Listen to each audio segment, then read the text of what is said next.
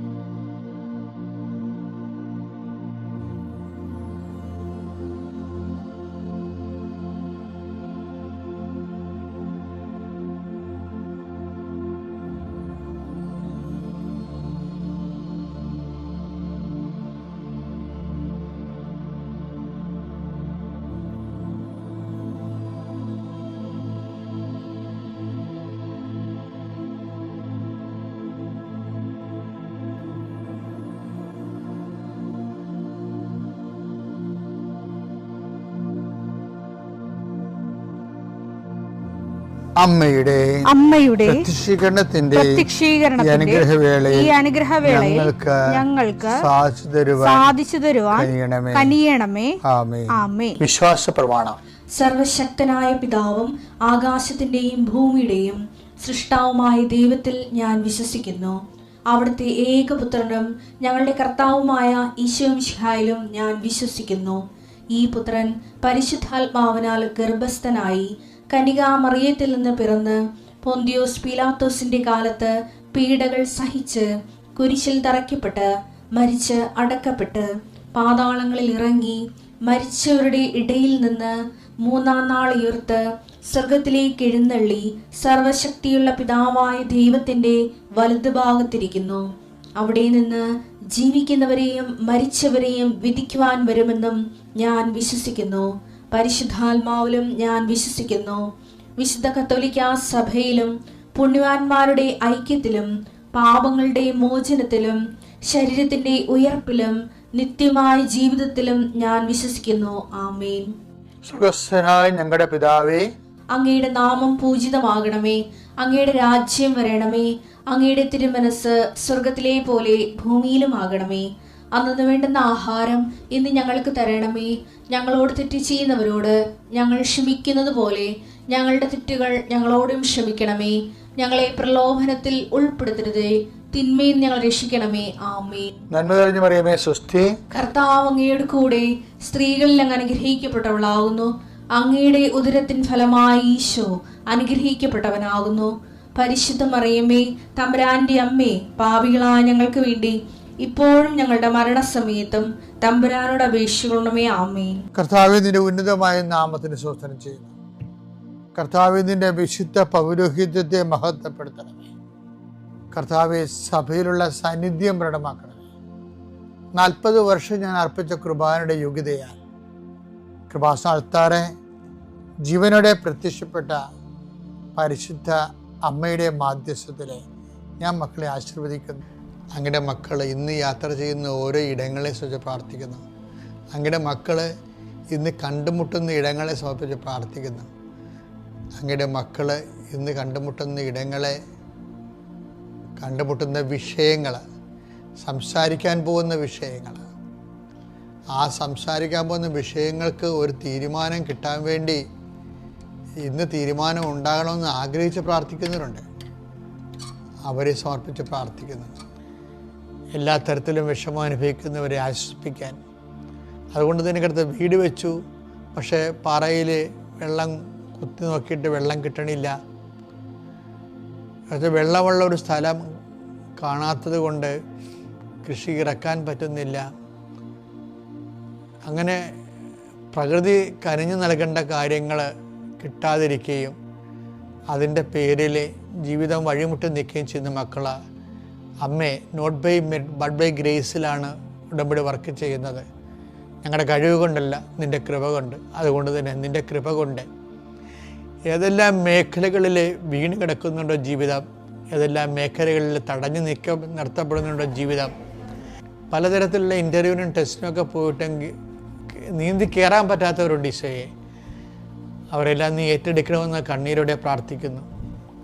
കൃപാസനത്തിൽ ഉടമ്പടി എടുത്തു പോയിട്ടുള്ള പതിനായിരക്കണക്കിന് മനുഷ്യരെ അവിടെ മധ്യസ്ഥ പ്രാർത്ഥനയോടും പ്രത്യക്ഷയുടെ പ്രാർത്ഥനയോടും ചേർന്നുകൊണ്ട് ഇന്നത്തെ എല്ലാ മനുഷ്യരെയും പ്രാർത്ഥന കൂടുന്ന എല്ലാ മക്കളുടെയും വേദനകളെ ഈശോയ്ക്ക് സമർപ്പിച്ചുകൊണ്ട് എൻ്റെ കർത്താവിൻ്റെ ഉന്നതമായ നാമത്തിൽ സ്വദേശത്തും വിദേശത്തും ജോലി ചെയ്യുന്നവരും അവരനുഭവിക്കുന്ന പ്രയാസങ്ങളും കർത്താവിൻ്റെ നാമം നീങ്ങിപ്പോട്ടെ എന്ന് കൽപ്പിക്കുന്നു, പ്രാർത്ഥിക്കുന്നു.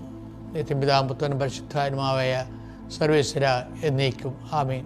എൻ്റെ പ്രിയപ്പെട്ടവരെ, കഴിഞ്ഞ ദിവസം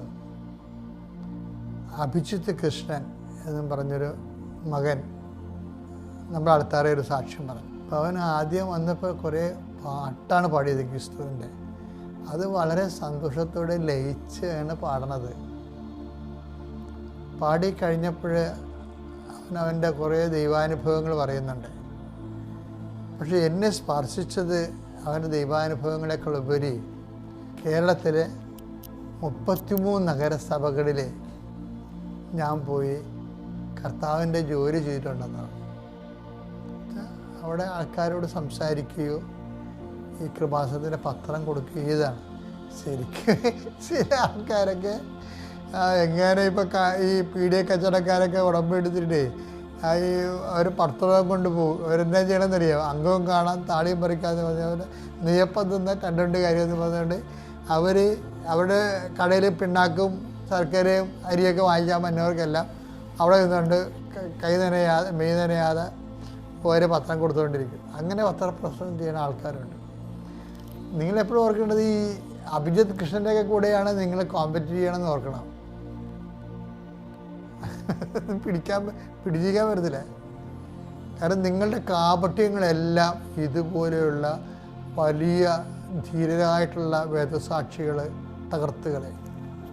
കാരണം നിങ്ങൾ ദൈവത്തിന് വേണ്ടി മെയ്യനങ്ങാതെ അനുഗ്രഹം കിട്ടാൻ വേണ്ടി ദൈവത്തിന് ഏതെല്ലാം രീതിയിൽ ഇങ്ങനെ എന്തെങ്കിലും ചെയ്യാൻ പറ്റും അതനുസരിച്ചൊക്കെ ചെയ്ത് അനുഗ്രഹത്തിനാണ് വലിയ മുൻതൂക്കം കൊടുക്കുന്നത്. അപ്പം അത് നമുക്കറിയാം, ദൈവത്തിനും അറിയാമത്. അതുകൊണ്ട് തന്നെ അത് വർക്കൗട്ട് ചെയ്യത്തില്ല. കാര്യം നമ്മൾ കോമ്പറ്റ് ചെയ്യണത് ഇതുപോലെയുള്ള ആൾക്കാർ. ഈ അഭിജിത്ത് കൃഷ്ണൻ പറഞ്ഞ വേറൊരു സാക്ഷിയുണ്ട്. ഞാൻ ഒരു ബസ്സിൽ കയറുമ്പോൾ എവിടെയെങ്കിലും യാത്ര പോകുകയായിരിക്കും. ഞാൻ വെറുതെ ബസ്സിൽ നിന്നൊരു പാടും,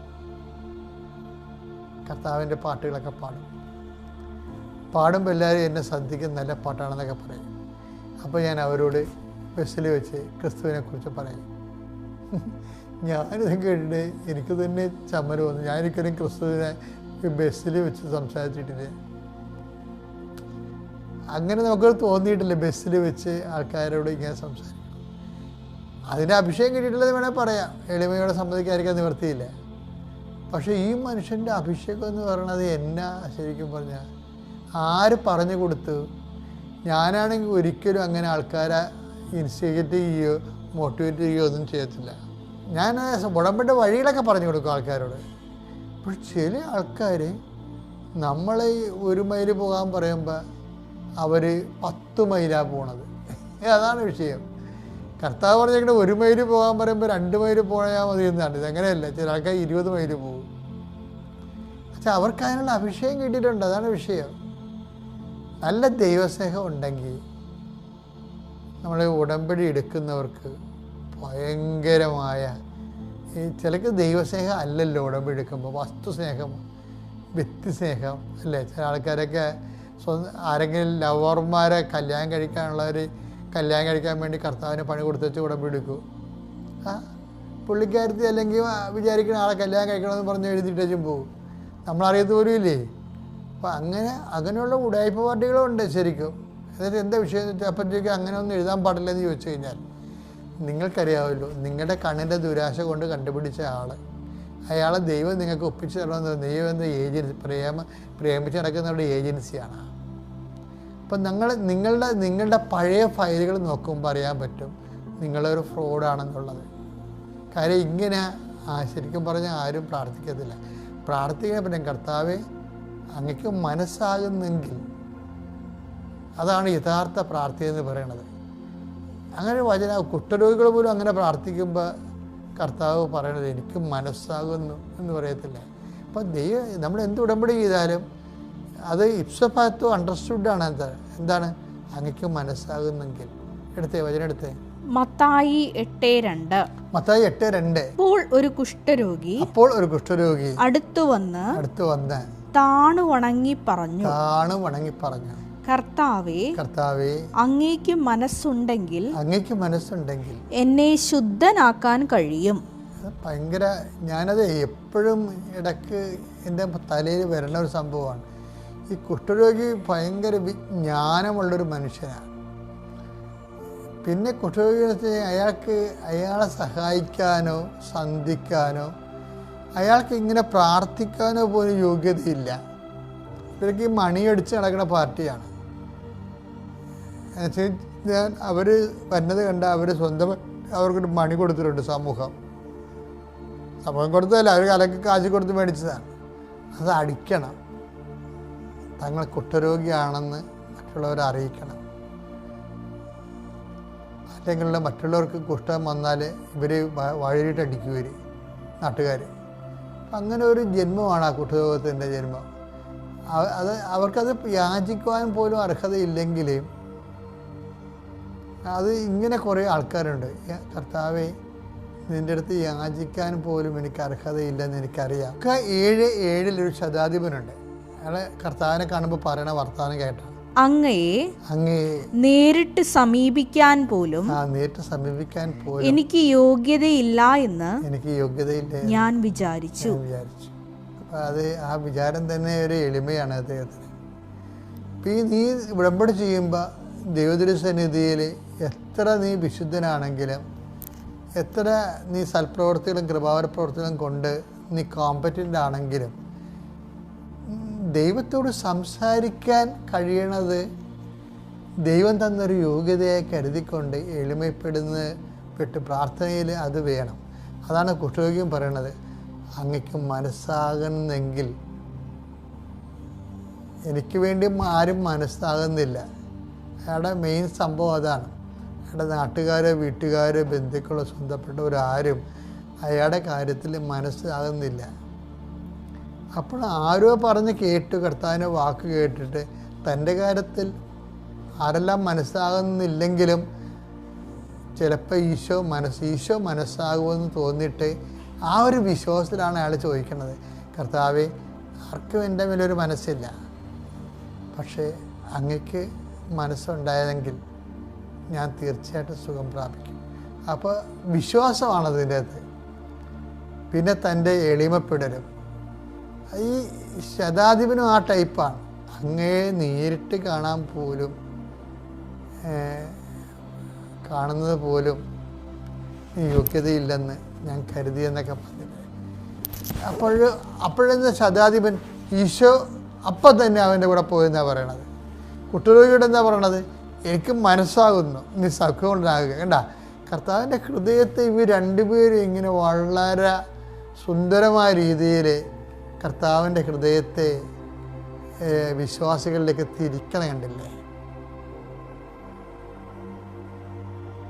അതായത് ഈ തിരിക്കണ ഒരു പ്രധാനപ്പെട്ട കാര്യമാണ്.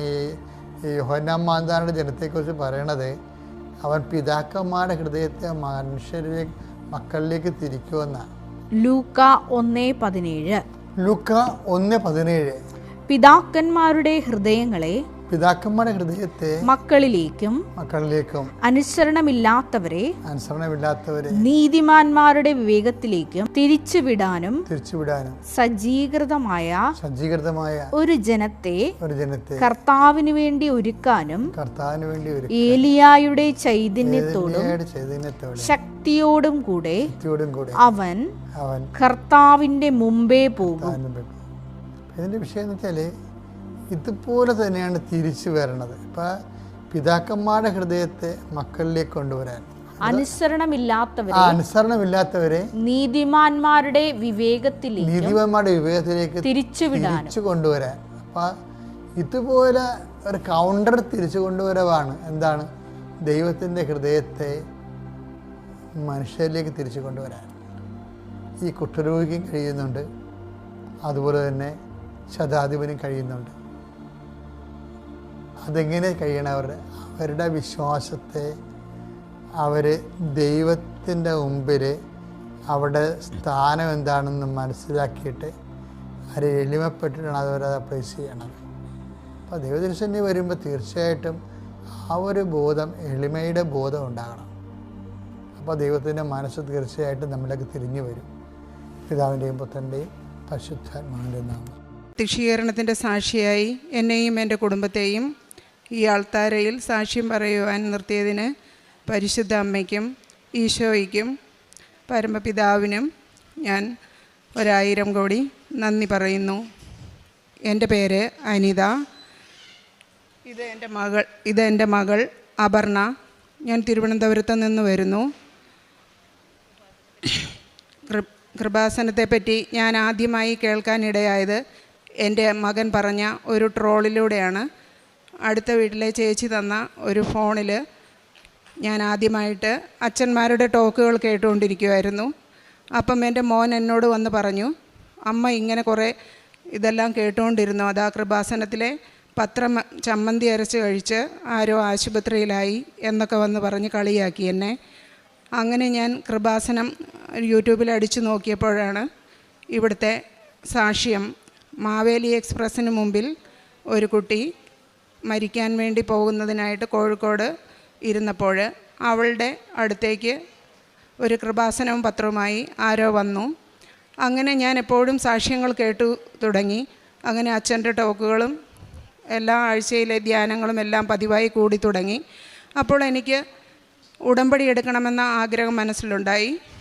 അങ്ങനെ ഞാൻ വിചാരിച്ചു, ഉടമ്പടിയിൽ വേണ്ടത് വിശ്വസ്തതയാണല്ലോ. അപ്പം ഞാൻ വിചാരിച്ചു, എന്തായാലും വിശ്വസ്തതയോടെ എനിക്കിത് ചെയ്യാൻ കഴിയുമെങ്കിൽ മാത്രമേ ഞാൻ ഉടമ്പടി എടുക്കുന്നുള്ളൂ എന്ന് ഞാൻ തീരുമാനിച്ചു.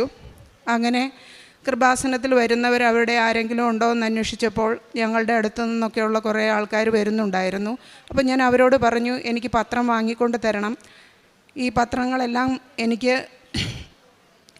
ഒരു സങ്കോചവുമില്ലാതെ കൊടുക്കാൻ പറ്റുമെങ്കിൽ, ബാക്കി കാരുണ്യ പ്രവൃത്തികളെല്ലാം ചെയ്യാൻ പറ്റുമെങ്കിലും മാത്രം ഞാൻ ഉടമ്പടി എടുത്താൽ മതിയല്ലോ എന്ന് ഞാൻ വിചാരിച്ചു. അങ്ങനെ ഞാൻ ഉടമ്പടി എടുക്കുന്നതിന് മുമ്പേ തന്നെ ഒത്തിരിയേറെ പത്രങ്ങൾ വാങ്ങി പ്രേക്ഷിത പ്രവർത്തനം നടത്തിക്കൊണ്ടിരുന്നു. കാരുണ്യ പ്രവർത്തികൾ അടുത്തുള്ള 2-3 അനാഥാലയങ്ങളുണ്ട് ഞങ്ങളുടെ അടുത്ത്. അപ്പം ഞാൻ അവിടെയെല്ലാം പോയി അവർക്ക് വേണ്ട സാധനങ്ങളും സോപ്പ്, ലോഷൻ, അങ്ങനെ തുണി, അവർക്ക് എന്താണോ ആവശ്യമെന്ന് ഓരോ പ്രാവശ്യവും പോകുമ്പം പറയുകയാണെങ്കിൽ അതെല്ലാം ഞാൻ വാങ്ങിക്കൊണ്ട് കൊടുക്കാൻ തുടങ്ങി. അങ്ങനെ കുറേ ദിവസങ്ങൾക്ക് ശേഷമാണ് ഞാൻ വന്ന് 6/6/2023 ഞാൻ വന്ന് ഉടമ്പടി എടുത്തു. അപ്പോൾ എനിക്ക് 10-27 വർഷമായി മൈഗ്രെയിൻ ഉണ്ടായിരുന്നു. ആ മൈഗ്രെയിൻ ഇപ്പോൾ 3 വർഷമായിട്ട് ഈ ഉടമ്പടി എടുത്തതിന് ശേഷം ഞാനത് പ്രത്യേകിച്ച് ഉടമ്പടിയിൽ വെച്ചില്ലായിരുന്നു. ബാക്കി ഒത്തിരി കാര്യങ്ങളുണ്ടായിരുന്നു. അതുകൊണ്ട് ഞാൻ പ്രത്യേകിച്ച് ഉടമ്പടിയിൽ വെച്ചില്ലെങ്കിലും എനിക്ക് ആദ്യം മാറിക്കിട്ടിയത് എൻ്റെ മൈഗ്രെയിൻ ആയിരുന്നു. ആഴ്ചയിൽ ഒരു ദിവസം എന്നോണം ഞാൻ ആശുപത്രിയിൽ പോയി ഇഞ്ചക്ഷനും ട്രിപ്പും ഇട്ട് കിടക്കുമായിരുന്നു.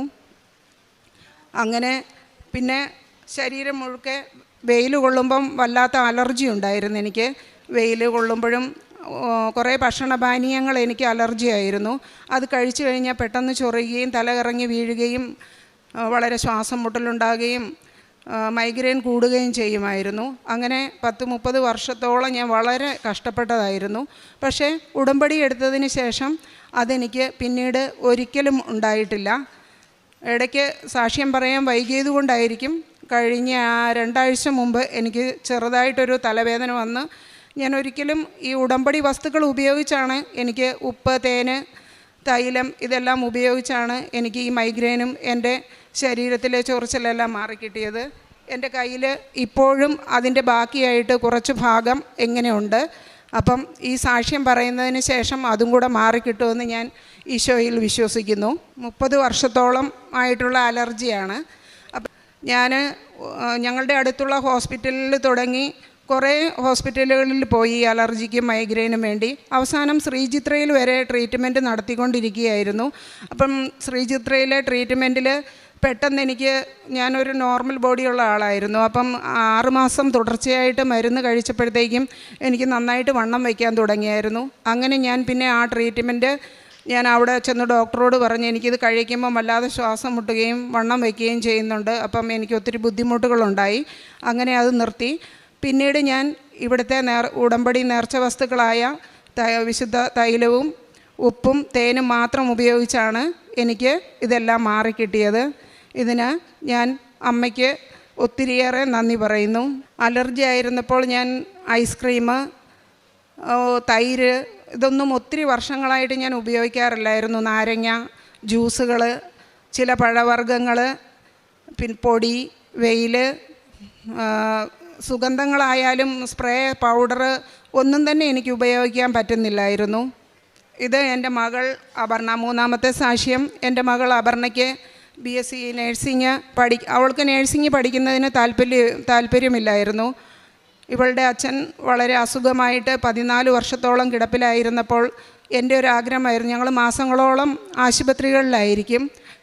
അപ്പം ആശുപത്രികളിലൂടെ നടന്നപ്പോൾ ഞാൻ ആഗ്രഹിച്ചു, എൻ്റെ 2 മക്കളിൽ ആരെങ്കിലും ഒരാൾ മെഡിക്കൽ പരമായി എന്തെങ്കിലും പഠിക്കുന്നത് നന്നായിരിക്കുമെന്ന് ഞാൻ എപ്പോഴും ആഗ്രഹിക്കുമായിരുന്നു. അങ്ങനെ അവൾക്ക് ഫാഷൻ ഡിസൈനിങ് പഠിക്കാനായിരുന്നു ഇഷ്ടം.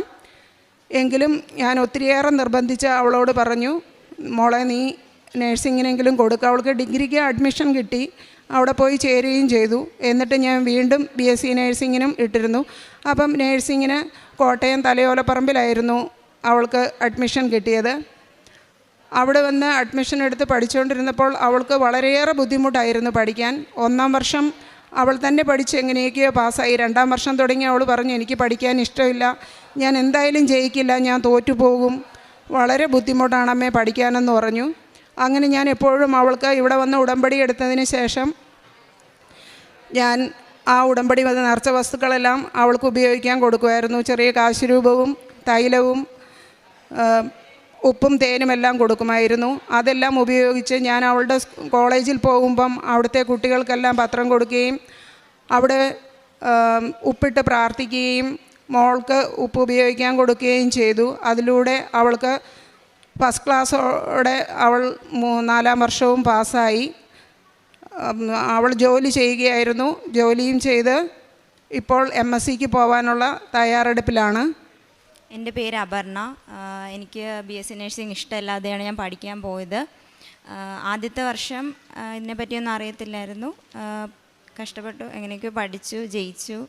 2ാമത്തെ വർഷം തുടങ്ങി ഇത് എനിക്ക് ഡ്രോപ്പ് ചെയ്തിട്ട് പോരണം എന്നായിരുന്നു. പിന്നെ ഒത്തിരി കഷ്ടപ്പാടായ സമയത്തായിരുന്നു അമ്മ ഇവിടെ ഉടമ്പടി എടുത്തത്. അപ്പോൾ അമ്മയുടെ ഉടമ്പടി കാശുരൂപം അതൊക്കെ വെച്ചിട്ട് അമ്മ പ്രാർത്ഥിക്കുമായിരുന്നു ഞാൻ വീട്ടിൽ വരുന്ന സമയത്ത്. പിന്നീട് അവിടുത്തെ ഉടമ്പടി തൈലമൊക്കെ തരുമായിരുന്നു. ഞാൻ എക്സാം എഴുതാൻ പോകുന്ന സമയത്ത് എക്സാം ഹാളിൽ കയറുന്നതിന് മുന്നേ ആയിട്ട് ഉടമ്പടി കാശുരൂപം എക്സാം ഹാളിലോട്ട് കൊണ്ടുപോകും. അതുപോലെ തന്നെ തൈലമൊക്കെ ഉപയോഗിക്കുമായിരുന്നു. അതിലൂടെ 1 വർഷം പോലും എനിക്ക് സപ്ലി ഇല്ലാതെ എല്ലാ വർഷവും ഞാൻ എല്ലാ എക്സാംസിനും പാസ്സായി. BSc നഴ്സിംഗ് ഫസ്റ്റ് ക്ലാസ്സോടുകൂടി പാസ്സായി.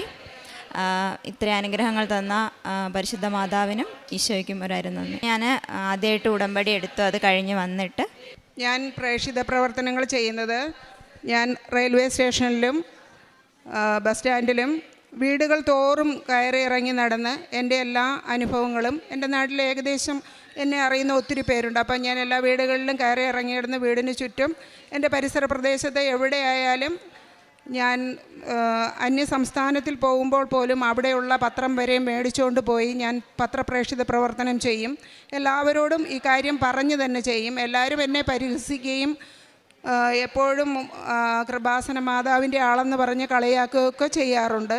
പക്ഷേ ഞാനതൊന്നും എപ്പോഴൊക്കെ എനിക്ക് വിഷമം തോന്നിയിട്ടുണ്ട്. പക്ഷേ ഞാനതെല്ലാം മാതാവിനോട് പറഞ്ഞു. പക്ഷേ ഞാൻ ഒരിക്കലും അത് നിർത്തിയിട്ടില്ല. ഞാൻ ഓരോ പ്രാവശ്യവും ഓരോ കപ്പേളകളിലൊക്കെ കിടക്കുന്ന പത്രങ്ങളെല്ലാം ആൾക്കാർ കൊണ്ടുവന്ന് കൂട്ടിയിട്ടിരിക്കും. ഞാനതെല്ലാം പോയി, ഞാനും എൻ്റെ ഒരു അനിയത്തിയുടെ മോളുണ്ട്, അവൾ ഇവിടെ വന്ന് ഉടമ്പടി എടുത്തിട്ടുണ്ട്. അവളും ഞാനും കൂടെ പോയി. മോളെപ്പോഴും എൻ്റെ അടുത്തില്ല, അവൾ കോട്ടയത്ത് പഠിച്ചുകൊണ്ടിരുന്നതുകൊണ്ട് അവളില്ലായിരുന്നു. അപ്പം ഞാനും എൻ്റെ അനിയത്തിയുടെ മോളും കൂടെ എപ്പോഴും ഈ പത്രങ്ങളെല്ലാം പെറുക്കി ഓരോ സ്ഥലങ്ങളിലും നടന്ന് ഓരോ വീടുകളിലായിട്ട് കൊടുക്കും. എപ്പോഴും ഞങ്ങളെക്കൊണ്ട് പറ്റുന്ന, ഞാൻ മാത്രം ജോലി ചെയ്താണ് എൻ്റെ വീട് കഴിഞ്ഞു പോകുന്നത്. ഞാൻ തയ്യൽ പഠിപ്പിക്കുകയാണ്, കുറച്ച് വീട്ടിലിരുന്ന് തയ്ക്കുകയും ചെയ്യും. അപ്പം ഞാനൊരു കോൺവെൻറ്റിൽ തയ്യൽ പഠിപ്പിക്കുന്നു. അപ്പം അത് എൻ്റെ വരുമാനത്തിൽ നിന്ന് കിട്ടുന്ന എല്ലാ ഓഹരിയും ഞാൻ കാരുണ്യ പ്രവർത്തികൾക്കായിട്ട് മാറ്റി വയ്ക്കുന്നുണ്ട്.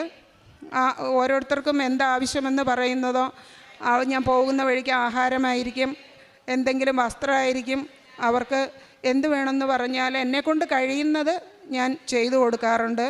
ഒത്തിരി പേരെ ഞാൻ ഈ കാര്യങ്ങളെല്ലാം പറഞ്ഞ്, എൻ്റെ സാക്ഷ്യങ്ങൾ പറഞ്ഞ് തന്നെ ഞാൻ മറ്റുള്ളവരെ കൃപാസനത്തിലേക്ക് കൊണ്ടുവന്നിട്ടുണ്ട്. അവർക്ക് എൻ്റെ അയൽ വീട്ടിലുള്ള ഒത്തിരി പേർക്കും ഒത്തിരി അനുഗ്രഹങ്ങൾ കിട്ടിയിട്ടുണ്ട്. അവർ ഓരോരുത്തരായിട്ട് വന്ന് സാക്ഷ്യം പറയും. എല്ലാ മാസം എന്നോണം ഞാൻ ഒത്തിരിയേറെ പേരെ ഇവിടേക്ക് കൊണ്ടുവരാൻ ശ്രമിക്കുന്നുണ്ട്. ഞാൻ ശ്രമിക്കുന്നതല്ല, മാതാവ് അവരുടെ കൂടെ, ഞാൻ പത്രം കൊടുക്കുമ്പോൾ വിശ്വാസ പ്രമാണം ചൊല്ലി തൈലം പുരട്ടിയാണ് ഞാൻ കൊടുക്കുന്നത്. എന്നിട്ട് പറയും, മാതാവേ, ഇത് ആവശ്യമുള്ളവർക്ക് മാത്രം കൈകളിൽ എത്തണമേ. ഞാൻ എങ്ങനെയാണോ ഈശോയെ മാതാവിനെ അറിഞ്ഞത്, അതുപോലെ അവർക്കും സ്വന്തമായിട്ട് വരാൻ തോന്നുവാണെങ്കിൽ മാത്രമേ ഞാൻ കൊണ്ടുവരാറുള്ളൂ. ഇങ്ങോട്ട് നിർബന്ധമായിട്ടൊന്നും ഞാൻ എങ്ങനെ പറഞ്ഞു കൊണ്ടുവരാറില്ല. കാരണം ഓരോരുത്തരുടെയും ഇഷ്ടത്തിനനുസരിച്ച് ഞാൻ ചോദിക്കും, നിങ്ങൾക്ക് വരാൻ താല്പര്യമുണ്ടോ? ഇങ്ങനെ അത്ഭുതങ്ങൾ നടക്കുന്ന ഒരു പള്ളിയാണ്, നിങ്ങൾ ചെന്നാൽ എന്തായാലും നിങ്ങൾക്കൊരു കൃപ കിട്ടാതിരിക്കുകയില്ല. മാതാവ് ഈശോയിൽ നിന്ന് നിങ്ങൾക്ക് കൃപ തീർച്ചയായിട്ടും വാങ്ങിത്തരും, നിങ്ങളെ ഉപേക്ഷിക്കില്ല. നിങ്ങളുടെ എല്ലാ പ്രതിസന്ധികളിലും കൂട്ടായിരിക്കുന്ന അമ്മയുടെ അടുത്തേക്ക് ചെന്ന് നിങ്ങൾ സ്വന്തം അമ്മയെപ്പോലെ കാര്യങ്ങൾ പറയുകയാണെങ്കിൽ തീർച്ചയായിട്ടും നിങ്ങൾക്ക് അനുഗ്രഹം കിട്ടുമെന്ന് പറഞ്ഞ് എല്ലാവരോടും ഞാൻ പറയും. ഞാൻ യാത്രാവേളകളിൽ കാണുന്ന ആൾക്കാരോട് എല്ലാവരോടും സംസാരിക്കും. പലരും പരിഹസിക്കാറുണ്ട്, മുസ്ലിം സഹോദരങ്ങളായാലും അവരൊക്കെ പത്രം കൈനീട്ടി വാങ്ങാറുമുണ്ട്. അവരൊന്നും പുച്ഛിച്ചതായിട്ട് എനിക്ക് ഓർമ്മയില്ല. പക്ഷേ ഏറ്റവും കൂടുതൽ എന്നോട് വഴക്ക് പറഞ്ഞിട്ടുള്ളത് ക്രിസ്ത്യൻസ് ആണെന്നാണ് എനിക്ക് തോന്നുന്നത്. ഞാൻ താമസിക്കുന്നത് ക്രിസ്ത്യൻസ് ഒത്തിരിയേറെ ഉള്ള സ്ഥലങ്ങളിലാണ്. അവർക്കില്ലാത്ത വിശ്വാസമാണോ എനിക്കെന്ന് ചോദിച്ച് എന്നോട് വല്ലാതെ ചിലപ്പോഴൊക്കെ പരിഹസിക്കാറുണ്ട്, ചില വീടുകളിലൊക്കെ പത്രം കൊടുക്കാനായിട്ട് പോകുമ്പോൾ.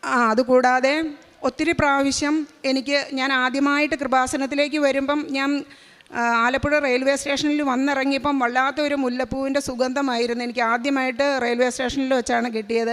അപ്പം ഞാൻ വിചാരിച്ചു, ഇവിടെ എവിടെയും മുല്ലയൊന്നും കാണുന്നില്ലല്ലോ, ഇത്രയും മുല്ലപ്പൂവിൻ്റെ സുഗന്ധം വരാനായിട്ട് എന്ന് വിചാരിച്ചു. അത് കഴിഞ്ഞ് ഞാൻ ഇവിടെ വന്ന് അന്ന് ഉടമ്പടി എടുത്തില്ല. അതിനുശേഷം ഞാൻ പിന്നെയാണ് വന്ന് ഉടമ്പടി എടുത്തത്. അപ്പോഴും എനിക്ക് ആ ഉടമ്പടി എടുക്കാനായിട്ട് ഉടമ്പടി ഹാളിലേക്ക് ചെന്നപ്പോൾ ഞാൻ അവിടെയൊന്ന് നോക്കിയപ്പോൾ പെട്ടെന്ന് മുല്ലപ്പൂവൊന്നും ഞാൻ കണ്ടില്ല. പക്ഷേ അവിടെയും എനിക്ക് ഒത്തിരി നല്ല ഒരു സുഗന്ധം കിട്ടി. അത് കഴിഞ്ഞ് 2-3 പ്രാവശ്യം എൻ്റെ വീട്ടിൽ തന്നെ, അവിടെ മുല്ലപ്പൂവൊന്നുമില്ല, ഞങ്ങളുടെ വീട്ടിൽ മുല്ലപ്പൂവൊന്നുമില്ല, അല്ലാത്ത പൂക്കളുണ്ട്, മണം അങ്ങനെയുള്ള പൂക്കളല്ലായിരുന്നു. ഞാൻ എല്ലായിടത്തും പോയി നോക്കി. എനിക്ക് 2-3 പ്രാവശ്യം വീട്ടിൽ വെച്ചും സുഗന്ധാഭിഷേകം കിട്ടിയിട്ടുണ്ട്. അതിനുശേഷം ഞാൻ തിരികത്തിച്ച് പ്രാർത്ഥിക്കുമ്പോൾ ഹൃദയത്തിൻ്റെ രൂപവും മാതാവിൻ്റെ രൂപവും റോസാപ്പൂവിൻ്റെ രൂപവും എല്ലാം ഇതിൽ തിരിയിൽ തെളിഞ്ഞു വന്നിട്ടുണ്ട്. ഈ അനുഗ്രഹങ്ങളെല്ലാം തന്ന അമ്മയ്ക്ക് എൻ്റെ ജീവിതത്തെ ഇത്രയേറെ എപ്പോഴും അമ്മയുടെ ഉടമ്പടിയിൽ ഉറച്ചു നിൽക്കണമെന്നും അവസാനം വരെ ഞാൻ ഉടമ്പടിയിൽ അധികം ആഗ്രഹങ്ങളും അനുഗ്രഹങ്ങളും ഒന്നും ചോദിക്കാറില്ല. അമ്മയ്ക്ക് എന്താണോ ഇഷ്ടം അതെൻ്റെ ജീവിതത്തിൽ നടത്തി തരണമേ. എൻ്റെ വിശ്വാസത്തെ മറ്റാരും പറിച്ചുകൊണ്ട് പോകാത്ത വിധം എന്നെ നിത്യതയിലേക്ക് എത്തിക്കുവാൻ എൻ്റെ ഈ വിശ്വാസം ഉണ്ടാകണമേ എന്ന് മാത്രമാണ്, അമ്മ എൻ്റെ കൂടെ ഉണ്ടാകണമേ എന്ന് മാത്രമാണ് ഞാൻ പ്രാർത്ഥിക്കാറ്. കർത്താവിനോട് മറ്റുള്ളവരെ ഈ അനുഗ്രഹത്തിലേക്ക് കൊണ്ടുവരുവാൻ എന്നെ ഒരു ഉപകരണമാക്കി മാറ്റണമേ എന്ന് ഞാൻ എപ്പോഴും പ്രാർത്ഥിക്കാറുണ്ട്.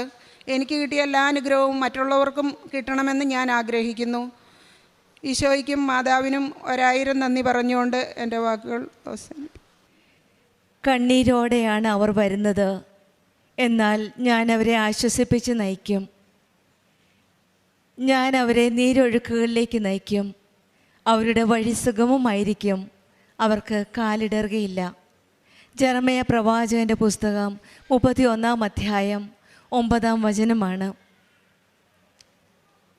കണ്ണീരോടെ പരിശുദ്ധ അമ്മ ജീവനോടെ പ്രത്യക്ഷപ്പെട്ട ഈ ആലയത്തിൽ വരുമ്പോൾ നമ്മുടെ കണ്ണീരൊപ്പി നമ്മെ ആശ്വസിപ്പിച്ച് വിടുന്ന ഒരു അമ്മയുടെ വാത്സല്യവും കരുണയുമാണ് നാം ഇവിടെ അനുഭവിക്കാൻ സാധിക്കുന്നത്. നമ്മെ നീരൊഴുക്കുകളിലേക്ക് നയിക്കുന്ന ഒരമ്മ ഈശോയിലേക്കാണ് നമ്മെ ഓരോരുത്തരെയും കരം പിടിച്ച് കൃപാസനം അമ്മ നമ്മെ നയിക്കുന്നത്.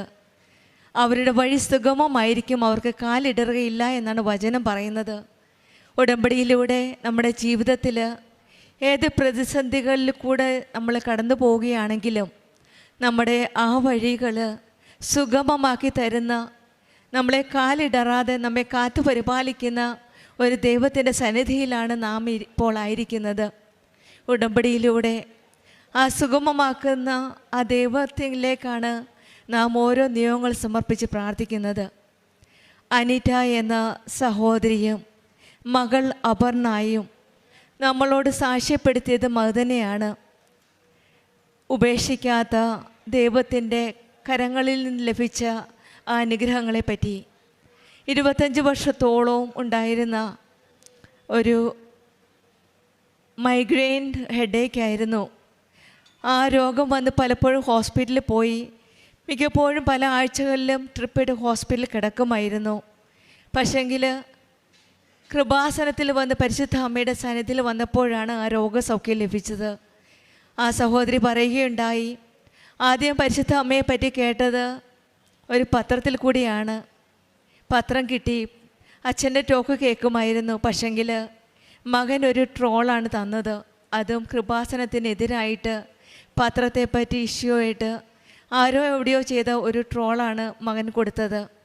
പക്ഷേ ആ ട്രോൾ കണ്ടുകൊണ്ടിരുന്നപ്പോഴാണ് പിന്നീട് അതിൻ്റെ മറുപടിയായിട്ട് അമ്മ മാതാവ് തന്നെയാണ് ഈ സഹോദരിയെ വേറൊരു സാക്ഷ്യം കൽപ്പിച്ചത്.